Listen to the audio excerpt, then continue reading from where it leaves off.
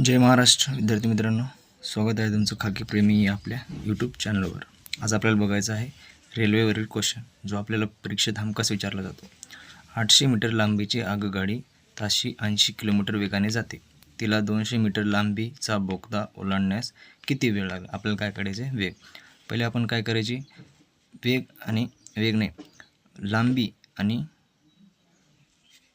लांबीची आपण बेरीज करून घेऊ। किती? आता रेल्वेची लांबी आहे 800 मीटर आणि बोगद्याची लांबी किती आहे? 200 मीटर।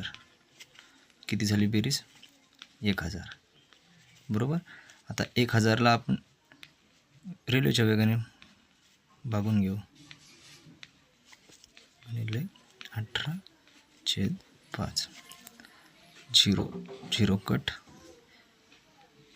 4 दुने 8, 4 दुने 8, 4 पंचे 20, 5 1 5, 5 5 25, 2 1 2, 2 9 18, बरोबर 45 सेकंद।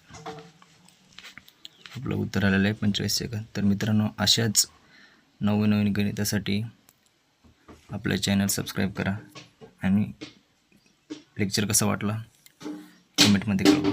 धन्यवाद।